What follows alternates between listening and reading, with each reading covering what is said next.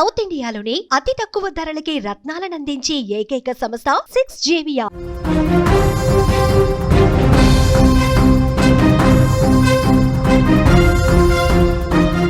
ఆధునిక సమాజంలో కూడా ఆటవిక నమ్మకాలు సజీవంగానే కనిపిస్తున్నాయి. ఒక మనిషిని బలిస్తే మరొక మనిషికి మేలు జరుగుతుందనే మూర్ఖత్వం, మూఢనమ్మకాలు రాజ్యమేలుతూనే ఉన్నాయి. నరబలి కల్చర్ ఇంకా కనిపిస్తూనే ఉంది. చేతబడి, క్షుద్ర పూజలు వంటి భయంకరమైన అంధవిశ్వాసాలు అమాయకులను బలి తీసుకుంటున్నాయి. జయశంకర్ భూపాలపల్లి జిల్లాలో ఇలాంటిదే ఓ అనుమానాస్పద సంఘటన వెలుగులోకి వచ్చింది. కాటారం భూపాలపల్లి జాతీయ రహదారి వెంటున్న అటవీ ప్రాంతంలో ఓ యువతి మృతదేహం కుళ్ళిపోయి కనిపించింది. తలను రాయితో బద్దలు కొట్టి ప్రాణం తీశారో లేదంటే గొర్రెను మేకను బలించినట్టు చంపేశారో తెలియదు, కానీ ఆ అమ్మాయి శవం దాదాపు కుళ్ళిపోయి కనిపించింది.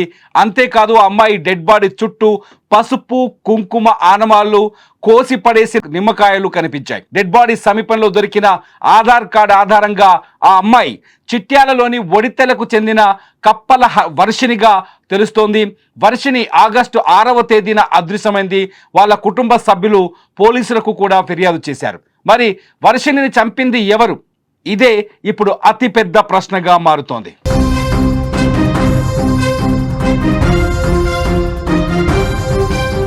ఆగస్టు 2వ తేదీన ఇంట్లోంచి బయటికి వెళ్ళిపోయింది వర్షిని కోసం కుటుంబ సభ్యులు గాలించారు. వర్షిని తల్లి ఆగస్టు 6వ తేదీన ఫిర్యాదు చేసింది. ఫిర్యాదు చేసిన తర్వాత వర్షిని కోసం వెతుకుతున్న పోలీసులకు ఊహించని విధంగా ఈరోజు ఉదయం కాటారం భూపాలపల్లి 363 నంబర్ జాతీయ రహదారి మేడిపల్లి అటవీ సమీపంలో ఒక యువతి మృతదేహం ఉందనే సమాచారం అందింది పోలీసులకు.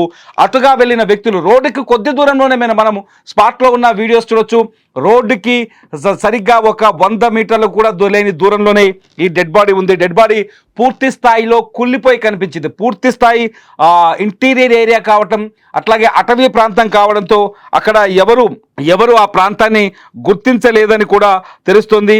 విషయం ఏంటంటే వర్షిని వెళ్ళిపోవడానికి, ఇంట్లోంచి వెళ్ళిపోవడానికి కారణం ఏంటన్నది ముందు ఇక్కడ కనిపెట్టాల్సిన అవసరం ఉంది. వర్షిని డెడ్ బాడీ దగ్గర మనం గమనించవచ్చు, నిమ్మకాయలు ఉన్నాయి. చాలా స్పష్టంగా కొన్ని నిమ్మకాయల్ని కోసి అక్కడ పడేశారు. వర్షిని మృతదేహం దగ్గర ఆ డెడ్ బాడీ సీన్ మేము చూపించలేము, ఎందుకంటే బ్లర్ వేసి చూపిస్తున్న విజువల్ని. వర్షిని డెడ్ బాడీ దగ్గర కొన్ని నిమ్మకాయలు కోసి పడేసి కనిపించాయి. అట్లాగే పసుపు, కుంకుమ భారీ ఎత్తున జల్లినట్టుగా కనిపించింది. అట్లాగే కొంత క్షుద్ర పూజలు కూడా జరిగినట్టుగా ఆనవాళ్ళు ఉన్నాయి. పోలీసులు కూడా ఈ ఆనవాళ్ళని నిమ్మకాయల్ని సేకరించారు. అక్కడి నుంచి పసుపు, కుంకుమ అట్లాగే ఆ క్షుద్ర పూజలకు సంబంధించిన ఆనవాళ్ళని కూడా క్లూస్ టీమ్ సేకరించింది.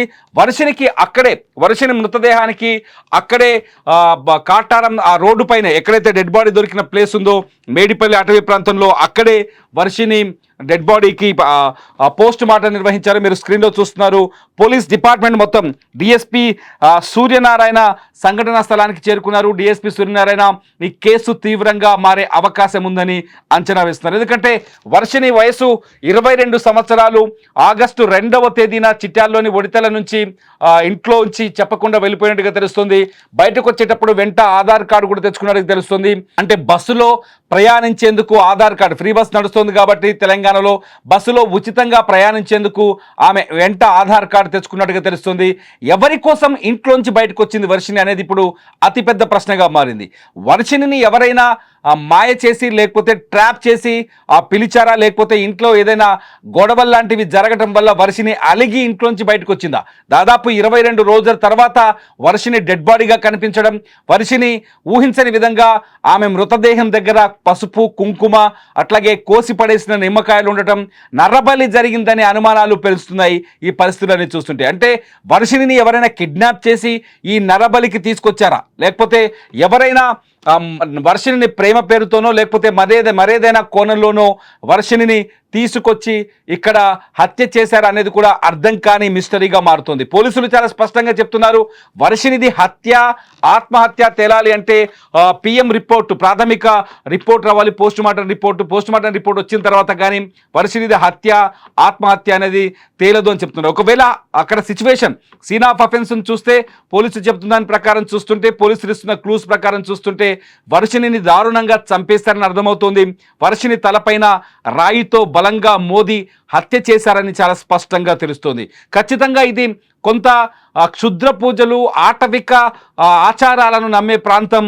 ఈ ఏరియాలో గతంలో ఇటువంటి సంఘటనలు జరిగిన ఆనవాళ్లు కూడా ఉన్నాయి. కాబట్టి వర్షిణిని ఖచ్చితంగా నర్రబలి చేశారా లేకపోతే క్షుద్ర పూజలకు బలిచ్చారా అన్నది తేలాల్సిన అవసరంగా కనిపిస్తుంది. చాలా స్పష్టంగా ఇక్కడ క్షుద్ర పూజలు జరిగిన ఆనవాళ్ళు ఉండడంతో క్షుద్ర పూజలకే వర్షిణిని బలిచ్చారనే సందేహం కూడా కలుగుతోంది. వర్షిణి కుటుంబ సభ్యులు మాత్రం బోరున విలపిస్తున్నారు. తమ కూతురు ఇలా డెడ్ బాడీగా తిరిగి వస్తుందని వాళ్ళు అంచనా వేయలేకపోతున్నారు. వర్షిణి ఫ్యామిలీ మెంబర్స్ అంతా ఇప్పుడు తీవ్రమైన శోక సముద్రంలో మునిగిపోయి ఉన్నారు.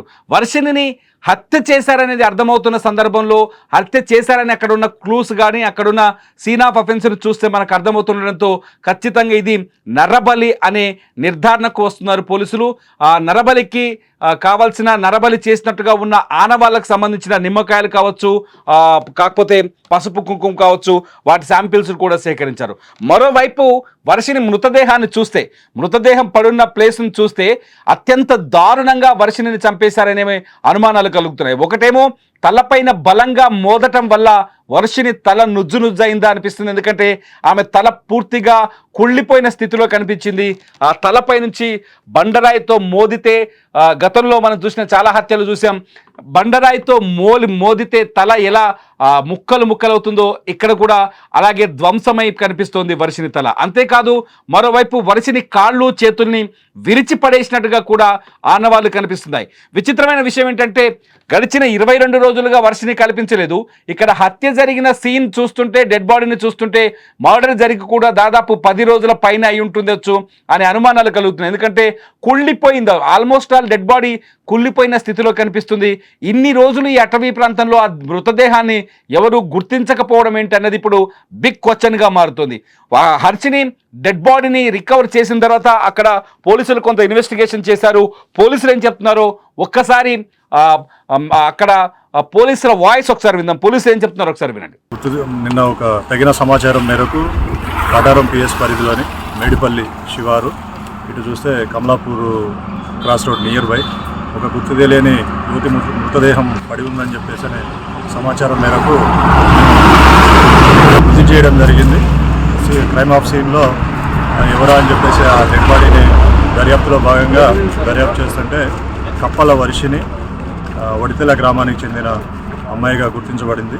ఈ అమ్మాయి ఆగస్టు 2వ తారీఖు రోజున, అంటే ఆగస్టు 3న అమ్మాయి ఇంట్లోకి వెళ్ళి మిస్ అయిందని చెప్పేసి చిట్యాల పోలీస్ స్టేషన్లో కంప్లైంట్ జరిగింది.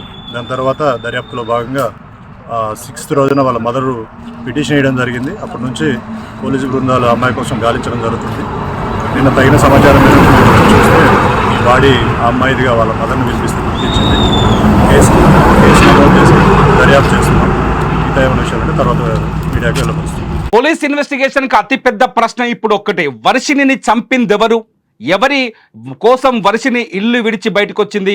వర్షిణిని హత్య చేసింది కేవలం కక్షతోనా, కుట్రపూరితంగానా, లేకపోతే నరబలి కోసమా? స్పాట్ను చూస్తుంటే లేకపోతే సంఘటనా స్థలాన్ని పరిశీలిస్తుంటే చాలా స్పష్టంగా అర్థమవుతుంది ఏంటంటే వర్షిణిని నర్రబలి కోసం చంపారనే అనుమానాలు చాలా స్పష్టంగా కనిపిస్తున్నాయి. ఇదంతా చూస్తుంటే ఇంకా జయశంకర్, భూపాలపల్లి వంటి కొంత ఇంటీరియర్ జిల్లాల్లో ఈ మూఢనమ్మకాలు ఇంకా పేట్రేగిపోతున్నాయి. మూఢనమ్మకాలకు అమాయకులైన ప్రజలు బలైపోతున్నారనే సందేహాలు కలుగుతున్నాయి. మీకేమనిపిస్తుంది వర్షిణి డెత్ పొజిషన్ చూస్తే? మీ అభిప్రాయాన్ని ఈ వీడియో కింద కామెంట్ చేయండి.